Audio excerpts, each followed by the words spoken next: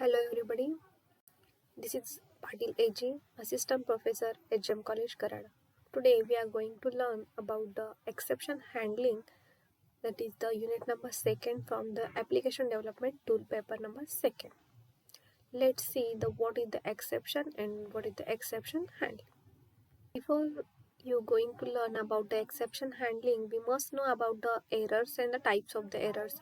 Let's see the definition for the errors. The errors are nothing but the unusual conditions in the program. There are the three types of the error. What is error? Error means unusual condition in the program. Let's see the types of the errors. The first one is the grammatical or the syntax error. Occurs when the syntax goes wrong. Second is the runtime errors, occurs at the time of the executions. Third one is the logical errors, occurs or the causes users misusing your applications. These are the types of the errors and the reason behind the errors. The first error is the syntax error. Syntax error comes from your mistyping a word or forming a bad expression in your code. Let's see the example. It could be that you misplaced a keyword such as a buy well instead of a buy well. It could also be a bad expression such as 524 plus plus 62.55. It could be a grammar error such as providing the name of a variable before its data type when declaring a variable. Second type of the error is the runtime error. After all syntax error have been fixed, the program may be ready for the user. There are the different types of problems that a user may face when interacting with your program. For example, imagine that in your code you indicate that a picture would be loaded and displayed to the user, but you forget to shape the picture or the directory of the picture indicated in your code. Becomes different when a user opens your application. In this case, when you compiled and executed the application in your machine, everything was fine. This is type of a runtime error. Runtime errors are mostly easy to fix because you will know what the problem is occurring and why. The next error is the logical error. These are the errors that don't fit in any of the above categories. They could be caused by the user misusing your application, a problem which the computer on which application is running while the same application is working fine in another computer. Because the logical error can be vague, they can also be a difficult, even to the extreme impossible to fix it. Next point is the reasons of occurs exceptions. Due to the short memory, this is the one of the reason of occurring exceptions. Opening a file, expanding a bounds of array means out of bounds or a range to initialize an object, arithmetical illegal operations, data format means type conversion and mishandled data. These are the reasons behind the exception of CLR. CLR is nothing but a common language runtime. Creates an object of the exception class in heap section and passes its references to the program. In VB.NET, there are the several type of exception classes. Let's see the some types of exception classes. First is the access exception, accessing invalid member. Argument exception, argument to a method is invalid. Argument out of range exception, argument value is out of range. The next concept is the handling of the exception. Exception are the occurrence of some condition that changes the normal flow of the execution. There are the two ways of handling exception. The first way is the unstructured exception handling mechanism, and the second way is the structured exception handling mechanism. Let's see the what is mean by unstructured exception handling mechanism.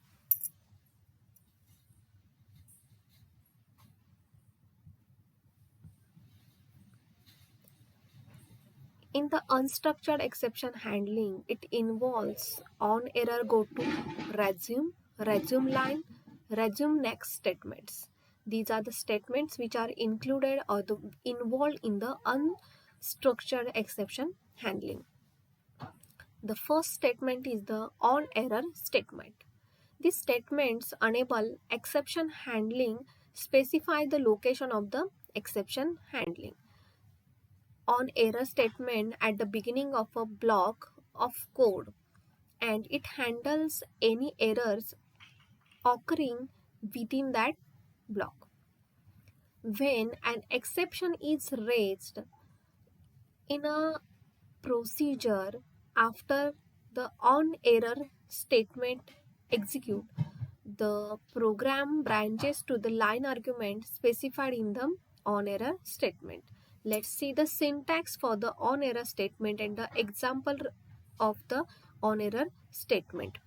The line argument, which is a line number or a line label, indicates the exception handler location. Let's see the syntax. On error go to label 0 minus 1. Here label specifies the location of the exception handling code that starts with label. 0 and minus 1 means 0 means disable and minus 1 means enables exception handling in the current procedure and resets to. The resume next specifies that when an exception occurs, exception skips over the statement that causes the problem and go to that statement. Immediately follow the exception statement and continue the program execution from there. Let's see the example of on error go to statement. Module 1 submit dimension int 1 is equal to 0, int 2 is equal to 1, int 3 as a integer.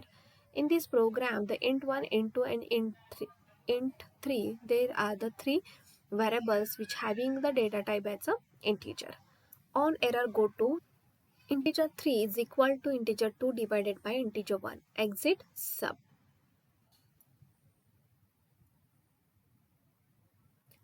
Handler system.console.writeLine overflow error console.read key ends up end module. In this program, the value of an integer 2 is equal to 1 and value of a variable int 1 is equal to 0. When you divided by the 0, the output is. In this example, the value for the integer int 2 and int 1 variable is int 2 having the value 1 and int 1 variable having the value 0. When you divided a number by 0, then the output is arithmetical overflow. So the on error go to handler means if you have an error in that logic or in that code, then go to the handler.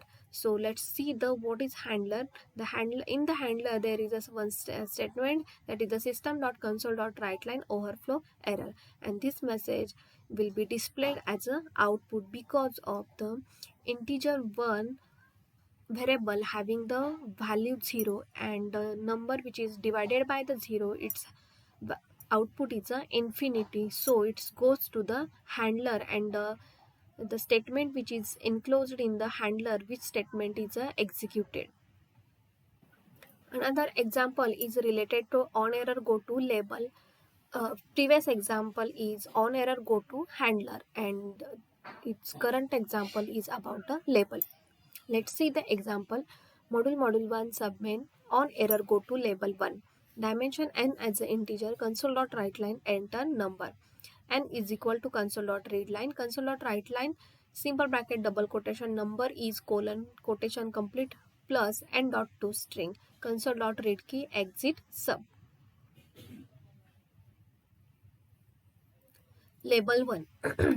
console.writeLine invalid number, console.writeLine error number err.number.toString, console.writeLine error description as a err.description, console.writeLine error type as a err.getException.toString, console.readKey end sub end module. From this example, the output shows that enter number. If you entered a number as a means arithmetical any alphabet that is in between the A to Z, then the output is the invalid number, error number is displayed here, error description is displayed, and error type is also displayed here. The next statement in the unstructured statement is the resume line. The resume statement is a resume line which is similar to on error go to line. Resume line passes control to a line you specify in the line argument. You can use the resume line only within an error handler. Let's see the example. Module 1 submain on error go to L1. Dimension A as an integer, L2 console.writeLine enter number, A is equal to console.readLine. Console.writeLine and number is quotation complete plus A.toString console.readKey exit sub, and the L1 is here the console.writeLine invalid data resume L2 console.readKey end sub and end module. This is the again you display the message as the enter number, again you enter the any character, then invalid data, again you display, again you got a message that is the enter number, again you enter the number as a 5 or the any number in between the 0 to 9, then the output is number. Let's see in the on error go to L1. Here the dimension A as an integer means A is a variable, it's having a data type integer, and here is a L2 is the one label, and console.writeLine enter number, A is equal to console readline means first you get the first message that is the enter number. After that this number is saved into the variable A. The data type of the variable A is a integer, but you enter the value as any character, then it goes to the L1 part, and the statement which is in the L1 part which is executed, and the statement is a invalid data. After that the resume L2 is line executed. And what is a resume L2? Resume L2 is means this statement enter number, this statement is displayed again. When you give the proper value for the variable A means any integer value, then the statement is displayed as the number is, and the number which is stored in the variable A which is displayed on the screen. The next statement is the resume next. Resume next statement directs control to the line immediately following the line of a code that caused that error.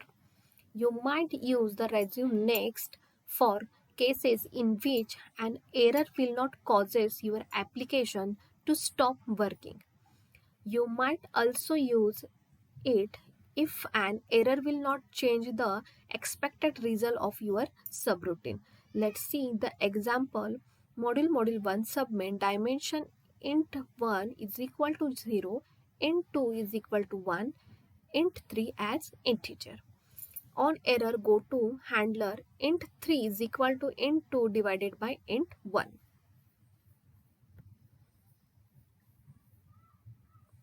System.console.writeLine program completed. Exit sub handler if type of error.getException is overflow exception, then system.console.writeLine overflow error. Resume next and if and sub and module. Let's see the output for this program is overflow error program. In this program there are the three variables int1, int2, int3. Int1 and int2 having the values as a 0 and 1 respectively. Let's see, the int3 is equal to int2 divided by int1, but the value of the int1 is a 0. Whenever you divide it by the 0, then the value is overflow or the infinity. So the output is, it goes to the handler and the displays as the overflow error, and it again goes to the resume next, and the program is completed. So the output is, the first line of the output is the overflow error, and again the program completed. This is the output for this program. In today's lecture, we discuss the concept of unstructured exception handling mechanism. In the unstructured exception handling mechanism, the first statement is a on error go to handler. Second is the on error go to label. Third one is a resume line, and fourth one is a resume next. In this lecture, we discuss the concept, syntax, and example of on error go to handler or error go to label, resume line, and resume next.